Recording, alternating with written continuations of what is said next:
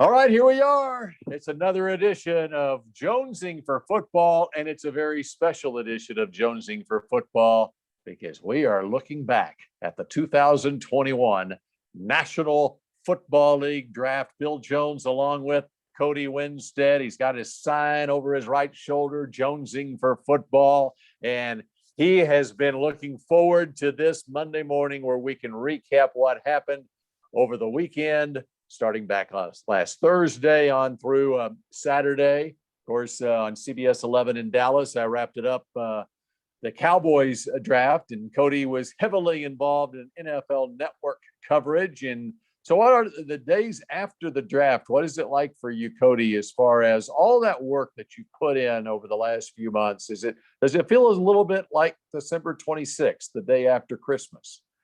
It does. It does. Good to be with you again, Mr. Jones. I'll start right there. You know what? It's great because I can sleep. I actually got to sleep Saturday and then a little bit into Sunday. And here we go Monday. And now it's recap and more podcasts. And we got work to do. We're back to work. We got to recap this thing and give everyone our thoughts. Well, and we're going to keep this nice and succinct so that you can just listen to it on your drive home or the drive to work or on the elliptical. I mean, we could go on and on talking about this draft. From my perspective here in Dallas, of course, Cowboys did not have their cornerbacks available in the first round. How about that? Let's get to that right off the bat before we're going to get into on this show a couple of teams that we think won the draft. Okay. Cody's got a couple. I've got a couple, but just real quick, back in the first round. All right, let's start with this. Trey Lance. How about Trey Lance going to San Francisco? Unbelievable. Unbelievable. For weeks, it was Mac Jones. And all of a sudden they pulled the rug out and boom, there's Trey Lance. I hope he does well. He seems like a great kid. We'll see. I hope he does well.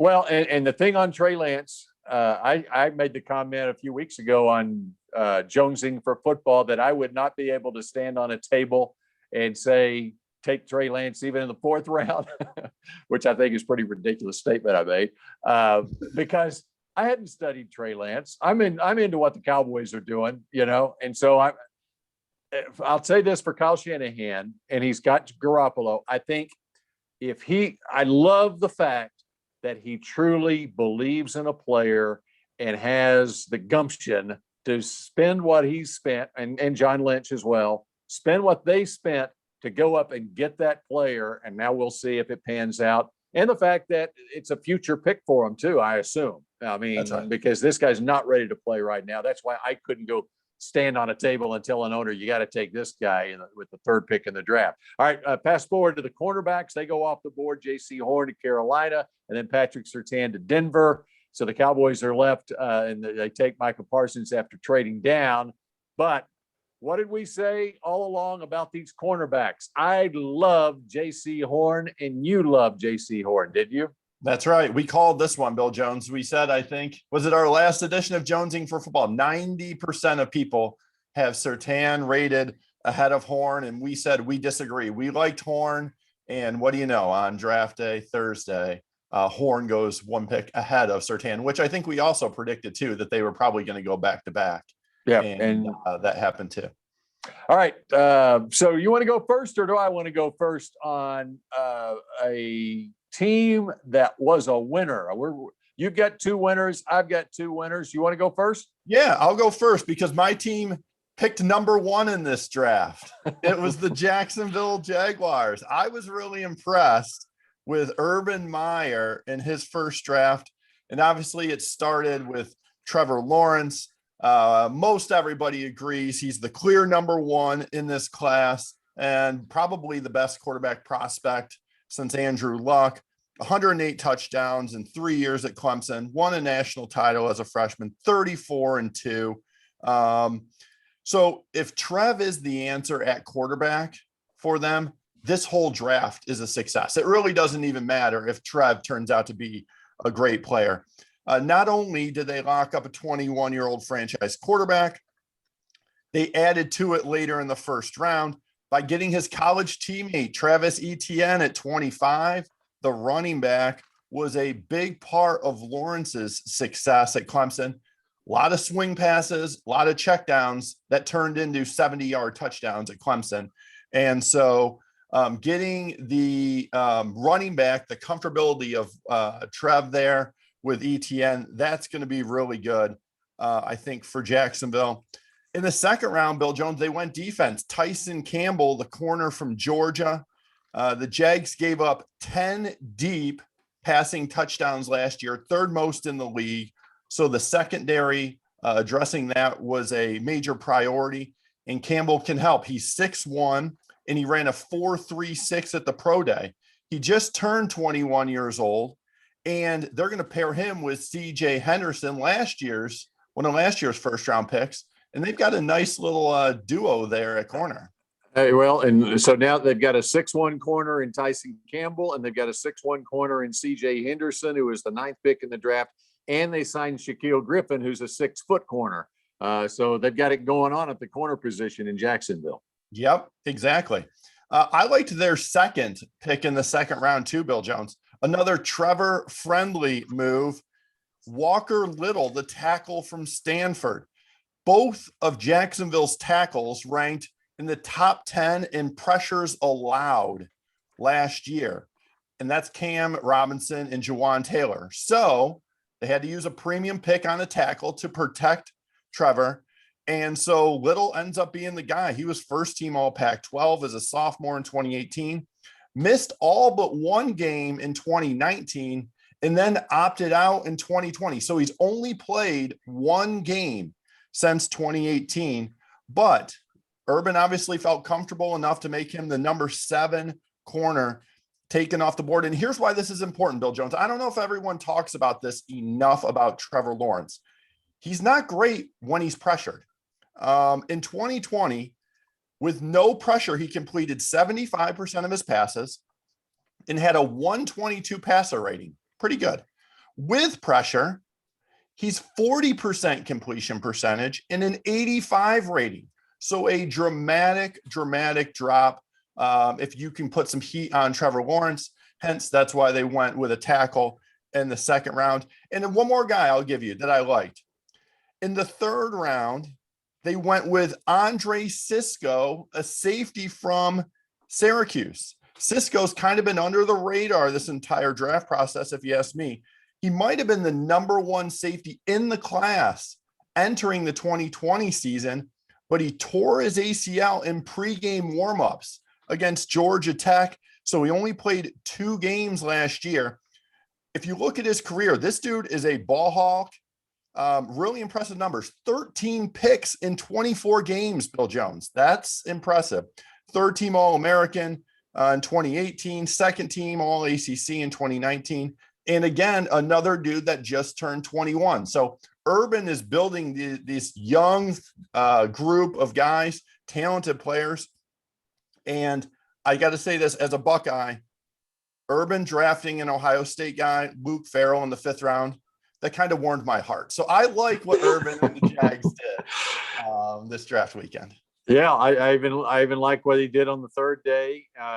I'll throw out the 6th rounder, Jalen Camp, the wide receiver. I mean, that guy, I think he's on Bruce Feldman's freak list of his freakish athleticism as a project guy and a guy who might be able to contribute on special teams. So, yeah, but we expected Jacksonville to have a very nice draft. But even what they did beyond the first round, I think says a lot. And by the way, on Tyson Campbell, I know that he was a player who was coveted by other teams, including the Cowboys.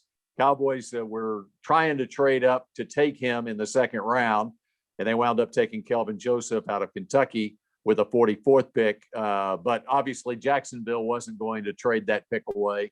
And I know the Cowboys were trying to get up with the Jets, and it might have pulled if Jacksonville had not taken Tyson Campbell, then the Cowboys, I think, probably would have sweetened the offer to the Jets to move up because that's a guy that they coveted. All right.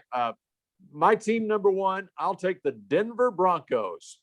And of course, one of the huge stories on Thursday The Broncos, I mean, if Green Bay is actually, and they say they're not, but if they are actually going to trade Aaron Rodgers, Denver was considered a team that would be definitely in the mix for them, and that's why they didn't take. And people speculated that's why they didn't take Justin Fields at number 9. Instead, they take cornerback, and they broke the Cowboys' hearts by taking Patrick Surtain, the cornerback, with their first pick, number 9 overall. And then they come back in the second round.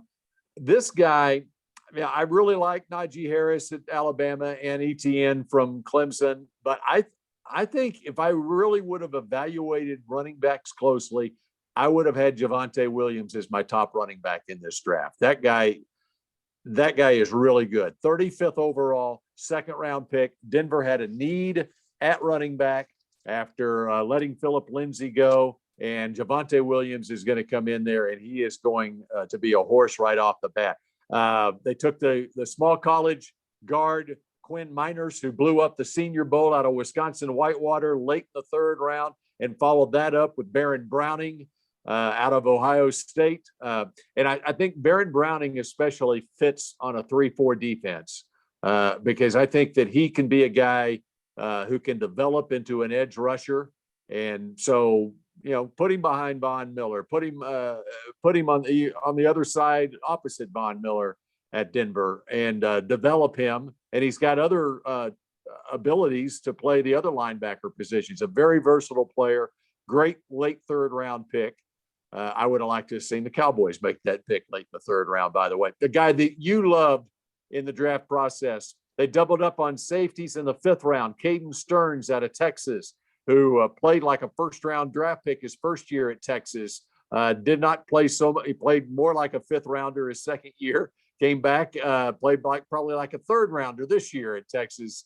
They got him in the 5th round at safety. They followed him up with Jamar Johnson. And then how about in the 6th round? They're probably looking at their board going, how in the world is Seth Williams, the big wide receiver out of Auburn, still available? Not early in the 6th round, the 219th pick. Seth Williams is still available, and they take him. And then I'll throw it, and I'll let you comment on Seth Williams or whoever you'd like to here in a second. Yeah. But how about in the 7th round, Kerry Vincent Jr., a cornerback out of LSU, who was a starting cornerback at LSU for 3 years, opted out this past year. He was a ball hawk. He was an instinctive player at LSU. I think Kerry Vincent, as a 7th round draft pick, I think he's going to have a very nice career in the NFL as a slot corner. And as much as teams need cornerbacks, I can make the case for Kerry Vincent, not as a 2nd round draft pick like the Cowboys had in Kelvin Joseph, but he started ahead of Kelvin Joseph in 2018 at LSU. And then Kelvin Joseph winds up transferring to Kentucky and sitting out in 2019. And then Vincent was an instrumental part of the secondary for LSU in their national championship year 2 years ago. I thought it was an A draft for the Denver Broncos. Yeah, I mean, you mentioned a couple of the guys. I like Stearns, love him, super smart guy, and really athletic. Tested kind of out of the gym during the Longhorns Pro Day, and then Seth Williams. And this is kind of what we talked about before the show, Bill Jones. Not necessarily drafting for position need, but just drafting good players. And sure, Denver has a lot of wide receivers and have drafted them very high recently. Cortland Sutton, Jerry Jeudy, KJ Hamler. So they spent a lot of capital on wideouts, but none of them really do what Seth Williams does. He's a red zone guy that you can just throw it up, and his physicality, just throw it at the goalpost and let Seth go get it. So he kind of fills that need for Denver. And I think they did a nice job too, just up and down the draft board. You know, some nice players there. If they can go get Aaron Rodgers somehow, look out. Yeah, it's almost like they decided that we're going to put it. We are going to respect our board. We're going to take the best players available with the idea that we're going to have a quarterback where we can contend this year. Right now on our roster, we probably don't have a quarterback who we can contend this year with Drew Lock and Teddy Bridgewater on the roster, but we're still going to put our best foot forward. And then what if lightning in a bottle happens and here we go with Aaron Rodgers? We've got a team. Or Russell Wilson or Deshaun Watson. Yeah. You know, there are some other options. And they got Teddy Bridgewater. They traded for Teddy Bridgewater. So, you know, Teddy might be able to lead this team to a playoffs. You know, we know Teddy is not a great quarterback, but he's serviceable and he can win 8, 9, 10 games for you. I think Denver is in a pretty good position right now. All right. Your next team.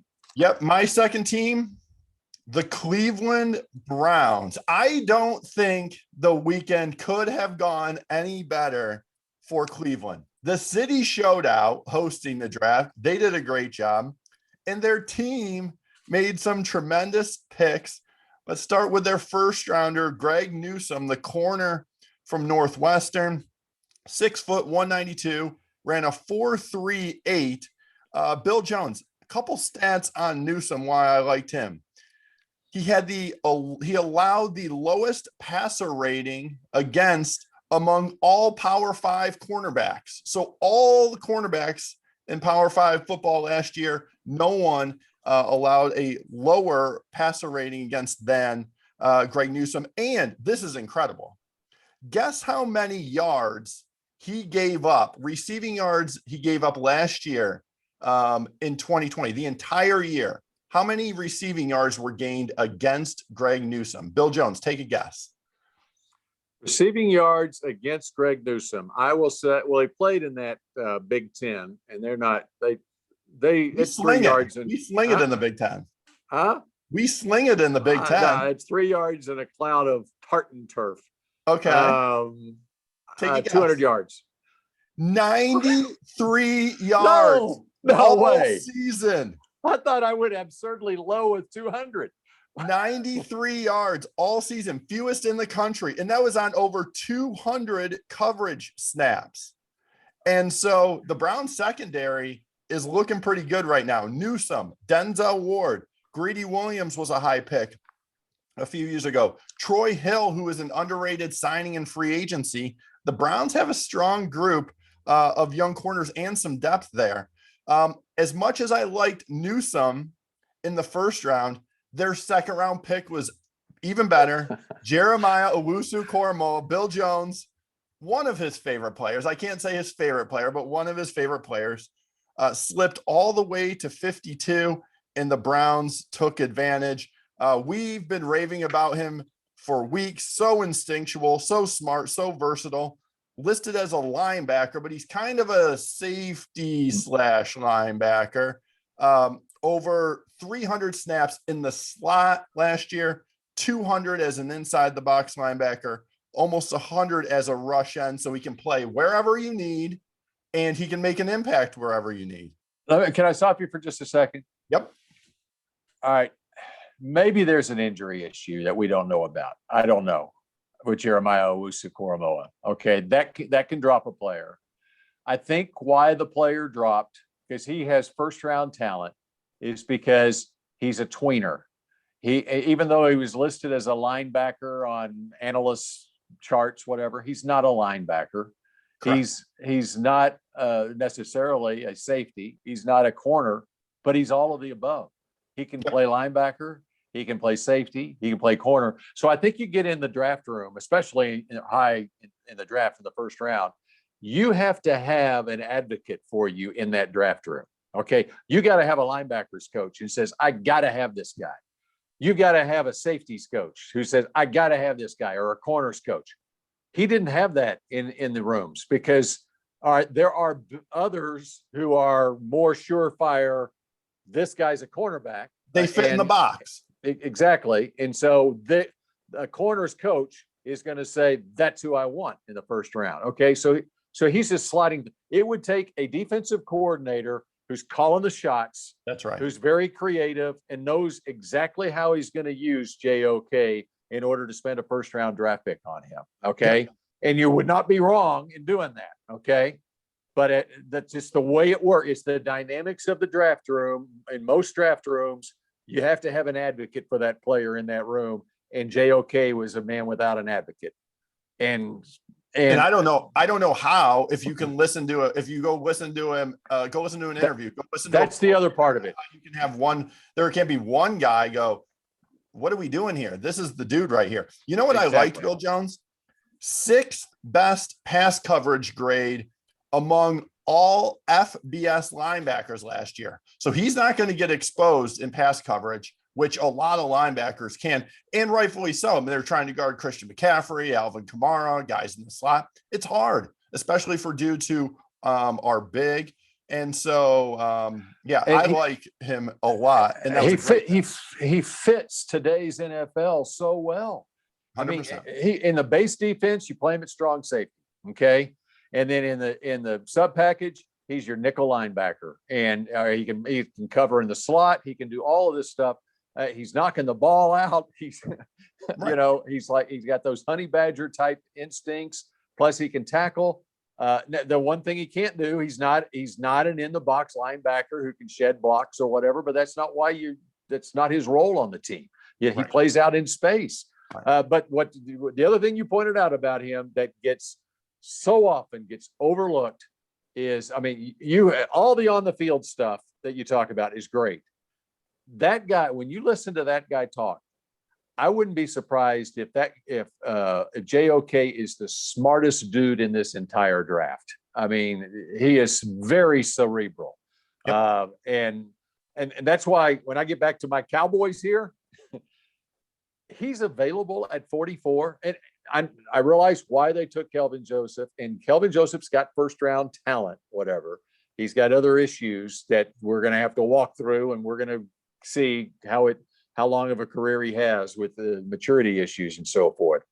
But if I'm making the pick for the Cowboys there, I'm sorry, that's the guy I'm taking. I'm taking JOK, and I'll come back with Paulson Adebo in the next round, or Cameron Bynum or whatever to take care of my corners, or I'm signing Casey Hayward in free agency, or Richard Sherman or whatever to take care of that immediate need.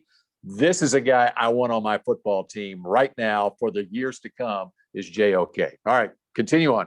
I'm with you. In the 3rd round, Bill Jones, they went with another one of your boys, Anthony Schwartz, receiver from Auburn, legit track star, ran a world youth record 10.15 in the 100 meters in 2017. That's top 1% NFL fast. That's real fast. But unlike most track guys, Schwartz has some receiver skills. So think about pairing him with Odell Beckham, Jarvis Landry, Austin Hooper. Schwartz is going to be getting teams 3rd and 4th best DB. Good luck with that. I love it is a great pick. Great pick. Yeah. I love their 2 4th round picks too. James Hudson from Cincinnati. He allowed 0 sacks the last 2 seasons with the Bearcats. And the Browns already have the best offensive line in the league. Conklin, Teller, Treader, Batonio, Willis.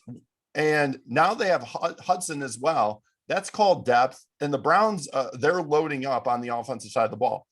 Speaking of stacked position groups, in the 4th round, Bill Jones, their defensive line already features Myles Garrett, Jadeveon Clowney, Malik Jackson, Tack McKinley.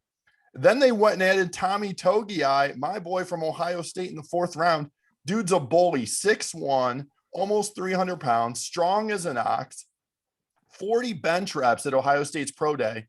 He's only a 1-year starter, but he was 2nd team All Big Ten in 2020. And guess how many double teams he's going to get with Myles Garrett and Jadeveon Clowney on the defensive line with him?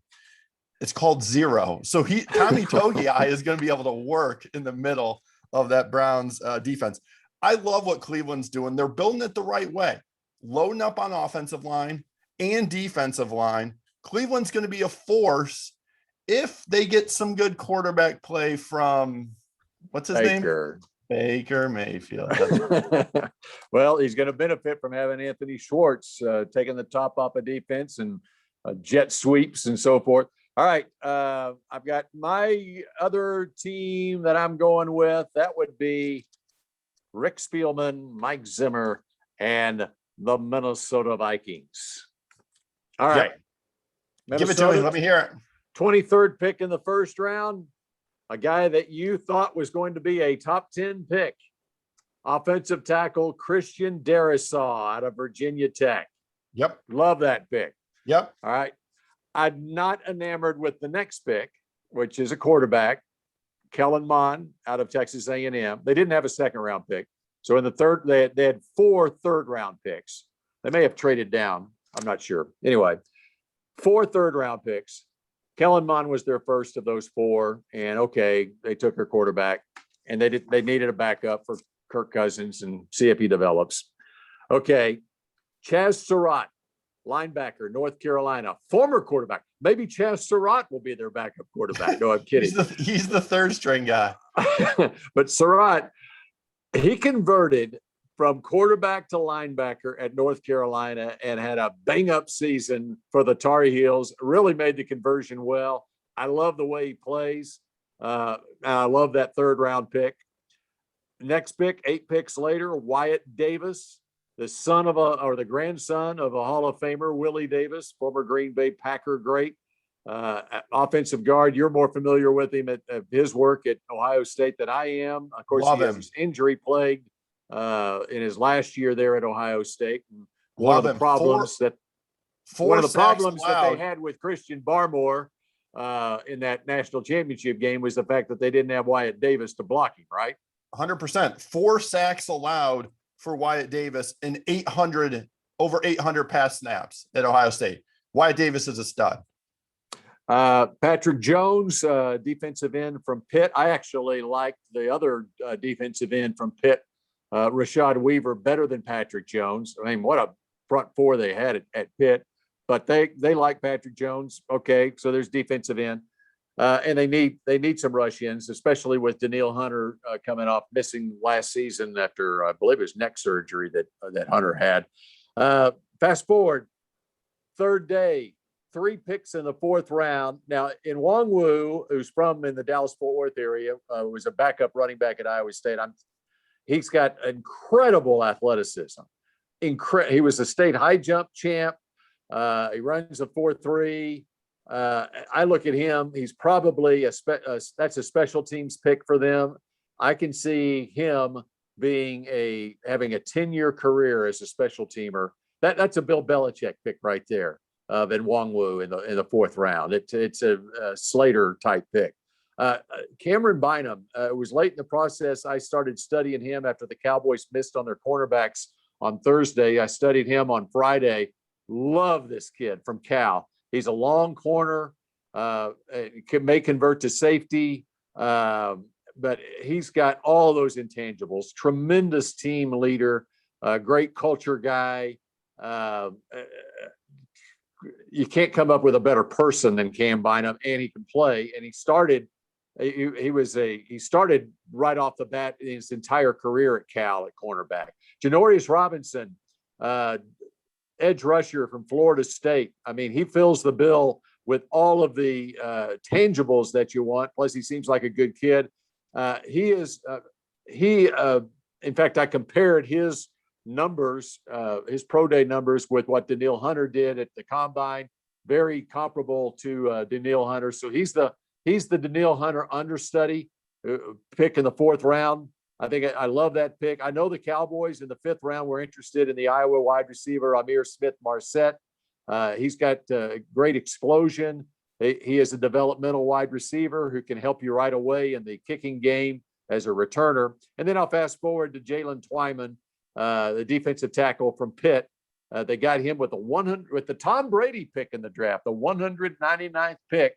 Jalen Twyman had 10 sacks as an inside rusher at Pitt before last year. He opted out last year, and he had 40 bench reps at 225 pounds, 40 times. Incredibly strong. It shows up on tape too. He's got tremendous explosion, and he could be the sleeper 3 technique in this draft. And the Vikings got him in the 6th round, the 199th pick. Yeah. When I look at Minnesota, I love the reloading on the offensive line. Kirk Cousins, 2nd highest pressure rate last year.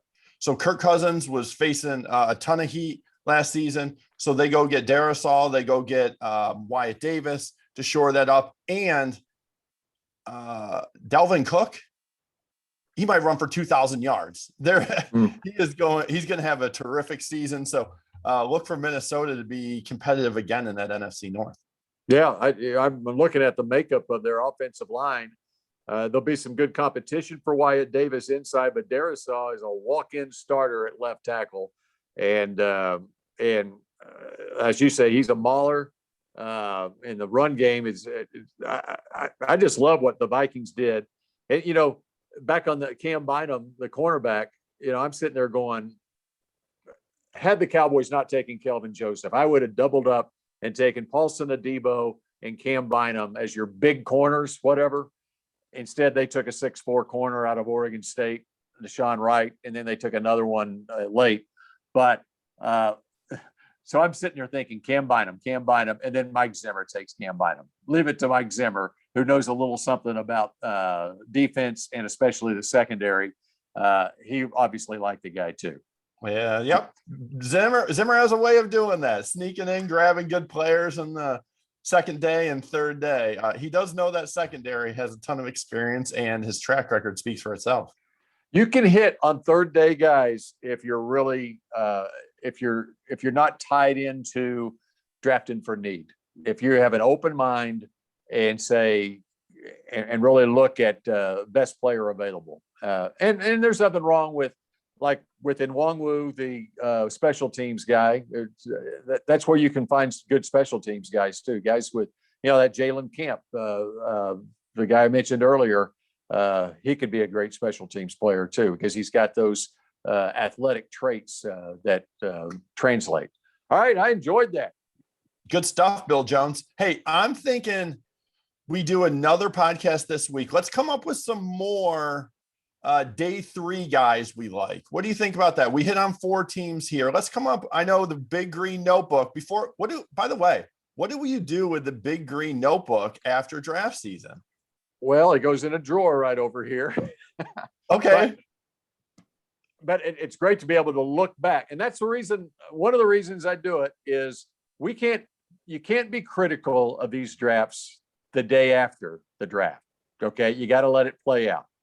But 2 years from now, or in some cases 1 year from now, but especially 3 years, 4 years from now, you go back in this Big Green Notebook and then you compare your misses, your makes to what your team did. And it's fun to do. You know what?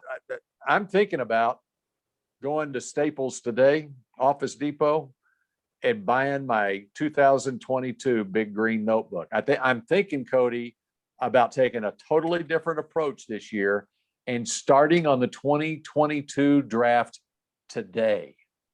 Wow. What do you think of that? That is breaking news. Wow. Impressive. Okay. No one's doing that, Bill Jones. Everybody takes at least 1 day off or 2 days off. Dane Brugler, he already started on. I think he's on The Athletic. He's publishing his 2022 mock draft tomorrow. I think it comes out tomorrow. Good for him. Good for him. Well, I love it. But so imagine the head start. Imagine the head start you can get not only on next year, but the preparation that you would have for the college football season, where these players in advance in the college football season with a projection to how they relate to the NFL. It takes a lot of work. And then next spring, I would have such a base of knowledge of the big guys that then the guys who declare, and there'll be a bunch of them this coming year because there's so many that went back.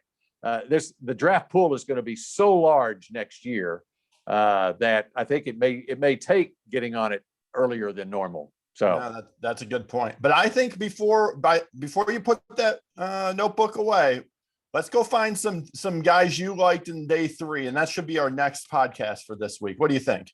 All right, we're going to do that. And we're going to continue the podcast all through the off season like we did last year, where we will take a look at teams and get you ready for the 2021 season. Maybe break it down division by division. Cody comes up with all those ideas because he's the producer man. Producer at heart, Bill Jones. What I do best. Right. That does it for this edition of Jonesing for Football, and we will see you next time. Great job, young Cody.